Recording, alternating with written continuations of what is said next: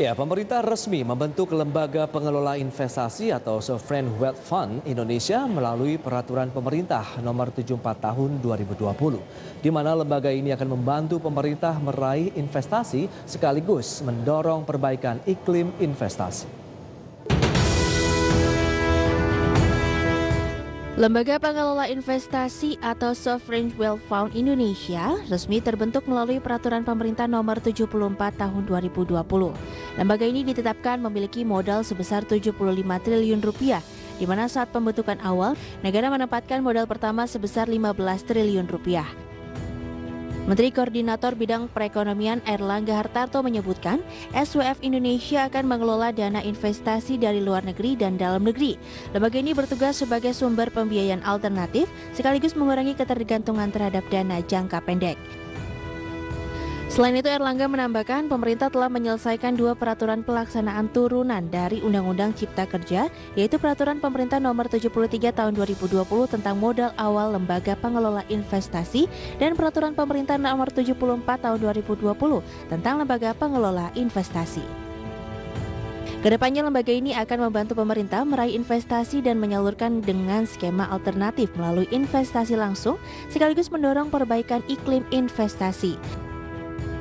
Sedangkan aksi investasi yang dilakukan meliputi penempatan dana dalam instrumen keuangan, pengelolaan aset, kerjasama dengan pihak lain termasuk entitas dana perwalian trust fund, memberikan dan menerima pinjaman hingga menata usahakan aset menganggur milik negara. Berbagai sumber, IDEX Channel.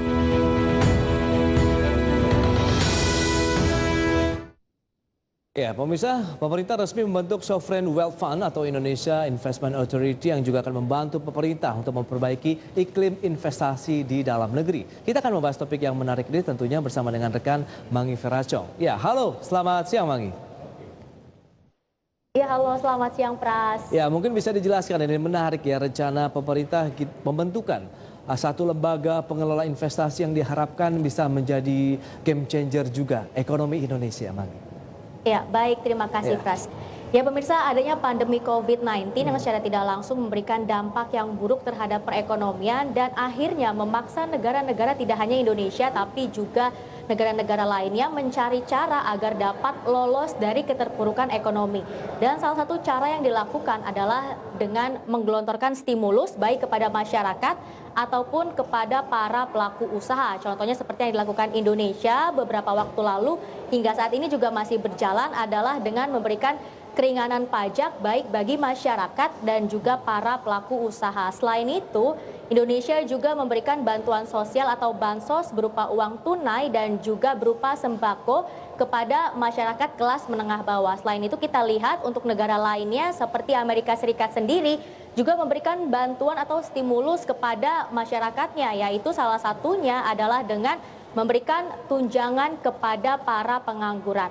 Namun tidak hanya dengan memberikan stimulus saja, berbagai cara lainnya juga bisa dilakukan oleh negara-negara di dunia agar dapat lolos dari keterpurukan ekonomi, yaitu dengan berhutang dan juga menurunkan suku bunga acuan. Nah, bicara mengenai penurunan suku bunga acuan, ini kaitannya memang erat sekali dengan investasi, karena jika suku bunga acuan di suatu negara terus menurun atau jumlahnya dan nilainya semakin rendah, ini investasi di negara tersebut berpotensi bisa meningkat dan juga bisa naik jumlahnya, yang kemudian ternyata tidak hanya Indonesia saja yang menurunkan suku bunga acuan, tapi negara-negara lainnya seperti Kanada, Jepang, Amerika Serikat juga menurunkan suku bunga acuan. Dan terkait dengan hal tersebut akhirnya pemerintah melihat suatu peluang nih agar investasi di Indonesia ini bisa kembali meningkat. Dan akhirnya pemerintah memutuskan untuk membentuk Sovereign Wealth Fund atau SWF Indonesia yang diberi nama dengan Indonesia Investment Authority atau INA, yang memang fungsinya adalah sebagai lembaga pengelola investasi. Dan salah satu tujuan pembentukan SWF Indonesia ini adalah tentunya untuk mengoptimalkan aset negara dan juga aset BUMN, kemudian juga agar bisa menarik dana dari luar negeri agar bisa menanamkan modalnya di Indonesia, Pras. Betul, memang pembentukan SWF ini diharapkan memang menjadi salah satu trigger nih utama dalam bangkitnya ekonomi Indonesia di tahun 2021. Karena kita tahu roadshow juga sudah dilakukan oleh pemerintah, bahkan sejumlah negara juga akan berpartner. Jadi memang ini adalah satu semangat yang dibangun oleh pemerintah. Kita bukan melakukan peminjaman dana dengan adanya SWF ini, tapi kita berpartner dengan negara lain untuk membangun investasi, infrastruktur investasi di Indonesia, Mangi. Tapi kalau kita bicara terkait dengan suku bunga acuan, tadi memang kaitannya juga dengan adanya suku bunga pinjaman yang diharapkan apabila bunga rendah yang diberikan kepada para pelaku usaha tentu menjadi daya tarik terutama bagi investor di dalam negeri begitu dengan adanya suku bunga pinjaman yang relatif rendah. Tapi kalau misalnya kita lihat juga ini negara-negara mana saja yang sudah menerapkan penurunan suku bunga acuan sehingga bisa menarik lebih banyak investasi asing ke dalam negeri. Baik, berdasarkan data yang saya himpun dari Sekdata, Pras dan pemirsa, ternyata untuk Jepang sendiri juga menurunkan suku bunga acuan ya. Dan saat ini sudah di angka minus 0,10%. Kemudian untuk Amerika Serikat sendiri saat ini suku bunga acuannya juga berada di angka 0,25%. Kemudian untuk Arab Saudi berada di angka 1%. Dan juga Kanada berada di angka 0,25%. Dan ternyata negara-negara yang saya sebutkan tadi ini sudah memiliki ketertarikan untuk berinvestasi di Indonesia melalui Sovereign Wealth Fund atau SWF Indonesia tadi. Dan ternyata terpilihnya Joe Biden sebagai Presiden Amerika Serikat ke-46 juga diproyeksikan menjadi salah satu sentimen positif untuk pemulihan ekonomi di Indonesia karena kebijakan yang diterapkan oleh Joe Biden ini sangat berbeda ataupun bertolak belakang dengan kebijakan yang diterapkan oleh Presiden Donald Trump beberapa waktu lalu ya. Betul. Dan memang Joe Biden ini juga fokus untuk menormalisasi kebijakan domestik dan juga hubungan internasional yang secara tidak langsung juga akan memberikan dampak yang positif terhadap perekonomian Indonesia, terutama di bidang investasi. Dan mungkin Pras juga ingin menjelaskan lebih jauh kepada pemirsa sebenarnya kebijakan apa saja sih yang sudah diterapkan atau akan diterapkan oleh Joe Biden sehingga bisa memberikan dampak positif terhadap ekonomi Indonesia. Silakan Pras. Betul, memang kalau kita lihat pasca menjabat sebagai Presiden Amerika Serikat Joe Biden begitu dengan seluruh tim barunya sudah melakukan perintah eksekutif yang membatalkan juga kebijakan-kebijakan Presiden sebelumnya Donald Trump begitu. Memang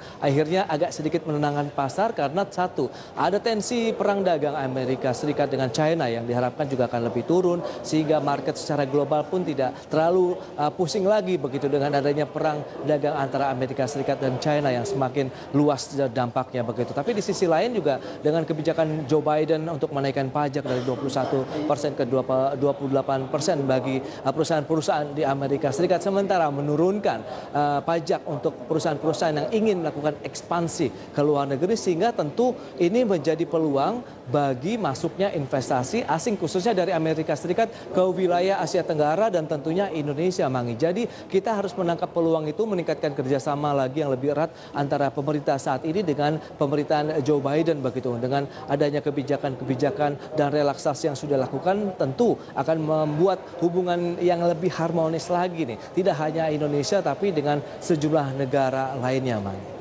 Iya, dan ternyata ke depannya SWF Indonesia ini akan dioptimalkan untuk mencari sumber pembiayaan tidak hanya dari dalam negeri tapi juga dari negara-negara luar ya yang memang difokuskan nantinya untuk pembangunan infrastruktur yang ada di Indonesia.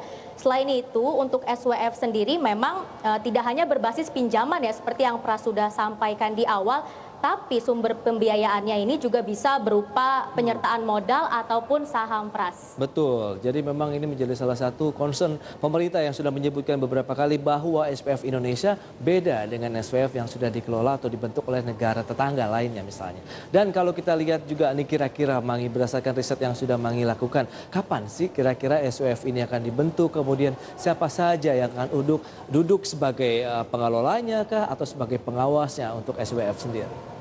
Iya baik, jadi ada beberapa nama yang memang sudah disetujui oleh DPR yang akan menduduki posisi Dewan Pengawas SWF Indonesia. Dan bisa kita saksikan bersama melalui layar televisi Anda, pemirsa, untuk Dewan Pengawasnya. Ini yang pertama ada Darwin Cyril Nurhadi yang saat ini juga menjabat sebagai Komisaris Utama Kreator Indonesia. Kemudian juga ada Yosua Makes yang saat ini juga menjabat sebagai pendiri dan pemilik Pelataran Group. Kemudian ada juga Haryanto Sahari yang saat ini menjabat sebagai Komisaris Independen Permata Bank. Selain itu, selain posisi Dewan Pengawas, saat ini pemerintah juga sedang mengkaji dan memilih beberapa calon untuk menduduki posisi direksi SWF Indonesia. Antara lain ini ada Gita Wirjawan yang pernah menjabat sebagai Menteri Perdagangan di tahun 2011 sampai dengan 2014. Kemudian ada juga Rizal Gozali yang juga saat ini menjabat sebagai Presiden Direktur Credit Suisse Sekuritas Indonesia. Kemudian ada M. Arsyad Rashid yang saat ini juga menjabat sebagai Presiden Direktur dari PT Indika Energi Tbk. Kemudian ada Arif Budiman, Pandu Syahrir, dan juga Thomas Trikasih Lembong. Dan selain itu, dalam pembentukan SWF Indonesia ini, memang pemerintah menetapkan modal sekitar 75 triliun rupiah. Dan pada penempatan modal awal, pemerintah sudah menaruh dana sekitar 15 triliun rupiah. Dan untuk peresmiannya sendiri memang diproyeksikan di awal tahun 2021 ini, Pras. Oke, itu dia. Semoga segera terbentuk karena tadi ada Dewan Pengawas yang sudah terbentuk, kemudian struktur dari pengelolanya pun sudah ada, sehingga tinggal ditunggu adalah actionnya lebih lanjut begitu ya, Mangi. Tapi kalau kita lihat, selain untuk mengumpulkan dana, mencari dana investasi untuk pembangunan infrastruktur ataupun ekonomi secara umum di Indonesia, adakah tujuan lain begitu untuk pembentukan SWF-nya sendiri?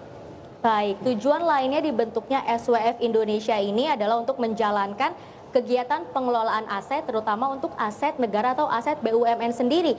Kemudian untuk memberikan dana dan juga memberikan pinjaman dan juga melakukan penempatan dana dalam instrumen investasi. Dan ternyata selain itu, pembentukan SWF ini juga diproyeksikan bisa menjadi satu angin segar bagi BUMN di sektor konstruksi seperti yang dinyatakan oleh Presiden Joko Widodo dalam pernyataan berikut ini. Ini akan mendorong kinerja ekspor kita.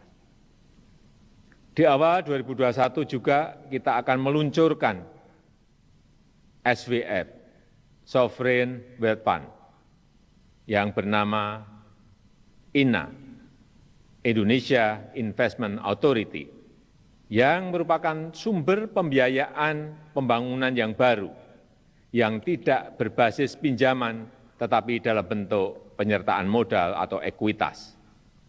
Dan ini akan menyehatkan ekonomi kita, menyehatkan BUMN kita, terutama di sektor infrastruktur dan di sektor energi.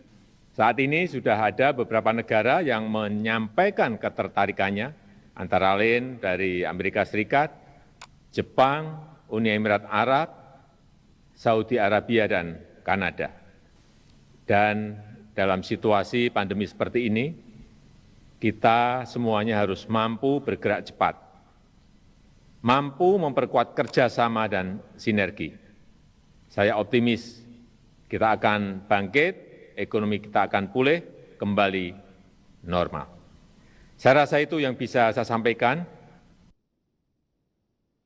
Ya, dan seperti informasi yang sudah saya sampaikan di awal tadi, ternyata memang ada beberapa negara yang sudah memiliki ketertarikan untuk menanamkan modalnya di Indonesia melalui SWF Indonesia. Antara lain ada Jepang, kemudian Kanada, Amerika Serikat, dan juga Arab Saudi. Bahkan untuk Jepang sendiri ini berniat menanamkan modal atau berinvestasi di Indonesia melalui SWF ya, senilai 57 triliun rupiah. Dan untuk Amerika Serikat sendiri juga berencana untuk menanamkan modal atau berinvestasi di Indonesia dengan nilai mencapai 28 triliun rupiah. Wow, itu berarti dana yang sangat besar sekali yang bisa dimanfaatkan tentunya untuk pemerintah Indonesia dalam mengembangkan infrastruktur dan juga membangkitkan kembali ekonomi Indonesia. Dan kalau kita cermati juga sebenarnya Mangi dengan kondisi seperti saat ini, apalagi yang bisa kita gali, apalagi yang bisa kita raih begitu dengan adanya SPF ini. Karena kan banyak sekali orang menyatakan diproyeksikan ini menarik ataupun bisa menjadi angin segar begitu bisa dikatakan untuk BUMN yang berbasis infrastruktur dan energi nih, Mangi. Kenapa ya? Iya, karena memang di masa pemerintahan Joko Widodo, beliau memang sangat menggencarkan sekali pembangunan infrastruktur ya, baik itu jalan tol ataupun pelabuhan tersebut. Joko Widodo akhirnya menggandeng para BUMN yang memang bergerak di sektor konstruksi dan juga infrastruktur. Yang kemudian akhirnya para BUMN tersebut ini melakukan investasi besar-besaran atau heavy investment untuk kelancaran proyek-proyek infrastruktur tersebut. Tapi sayangnya karena adanya pandemi COVID-19 yang secara tidak langsung juga mengganggu cash flow perusahaan, ini sempat membuat proyek-proyek banyak yang tertunda begitu, Pras. Kemudian diproyeksikan ke depannya jika memang SWF ini berhasil ya, ini akan mengurangi beban dari BUMN tersebut dan bisa memperlancar dan juga mempercepat pembangunan infrastruktur yang ada di Indonesia. Selain itu, jika kita cermati lebih jauh lagi, manfaat yang bisa dirasakan dari pembangunan SWF ini adalah tentunya bisa mengurangi utang luar negeri Indonesia yang saat ini saja jumlahnya sudah mencapai sekitar 6.000 triliun rupiah. Jadi kedepannya jika memang SWF ini berhasil, Indonesia tidak perlu berhutang besar-besaran lagi untuk pembangunan infrastruktur yang ada di Indonesia. Kemudian manfaat lain yang bisa dirasakan dari pembentukan SWF ini tentunya adalah bisa meminimalisir terjadinya defisit APBN. Karena saat ini saja 11% APBN kita ini digunakan untuk membayar beban dari hutang yang dilakukan oleh Indonesia. Selain itu, semakin banyaknya investasi yang masuk ke Indonesia, maka akan semakin banyak pula proyek-proyek yang berjalan dan akan semakin banyak pula menyerap tenaga kerja dan juga mengurangi pengangguran, Pras. Tapi menurut Pras sendiri bagaimana nih? Ada tidak sih hal-hal yang perlu diperhatikan oleh pemerintah terkait dengan pembangunan SWF ini, Pras? Ya, dengan adanya pembentukan dari Sovereign Wealth Fund ini tentu menjadi tanggung jawab yang sangat besar oleh pemerintah dan juga mereka yang duduk di dalamnya. Dalam artian dari sisi pengawasan dan pengelolaannya harus benar-benar transparan dan sangat ketat sekali. Karena ini mengelola dana yang sangat besar sekali dan juga milik investor. Begitu, dalam artian ada sejumlah negara yang sudah menaruh dananya untuk bisa mendapatkan dan ikut membantu pembangunan infrastruktur ataupun membangkitkan kembali ekonomi di Indonesia. Tapi yang perlu dicermati juga adalah bagaimana dengan imbal hasil, gain ya, yang bisa didapatkan juga oleh para investor. Tentu mereka kan tidak ingin rugi begitu pada saat mereka berinvestasi di Indonesia. Sehingga pemerintah harus melihat bagaimana gain yang didapatkan sehingga ada win-win solution antara pemerintah Indonesia yang sedang membutuhkan dana untuk investasi juga para investornya. Sehingga akan ada keseimbangan, kemudian muncul kepercayaan yang tinggi juga dari investor dan tentu